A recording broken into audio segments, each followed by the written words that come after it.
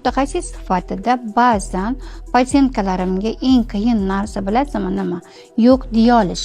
Go'zallik bu sog'lom va toza teridan boshlanadi.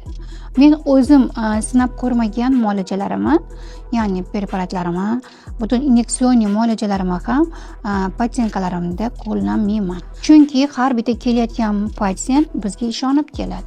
Bularning ishonchini suiiste'mol qila olmayman. Yana bir narsani aytib o'taman. Agar meni eng qimmat muolajalarimni olishga kelgan patsientlarga agar bu muolaja yuz terilarga uyg'un bo'lmasa, ularni oddiy muolajalar bilan ham hal qilsa bo'lishlik kerakligini tushuntirib o'taman. Men mutaxassis sifatida ba'zan patsientkalarimga eng qiyin narsa bilasizmi nima? Yo'q deya olish. Sababi trendda bo'layotgan muolajalar. Ba'zan meni qimmat muolajalarimni so'rab kelishadi. Yuz terilarini holatiga qarab turib, agar bu muolajaga muhtoji yo'q bo'lsa, yuz terisini oddiy muolajalar bilan yuz terisidagi muammolarni hal qilishga harakat qilaman. Chunki men bilaman, hamma muolaja ham yuz terisiga bir xildek yechim bo'lmaydi.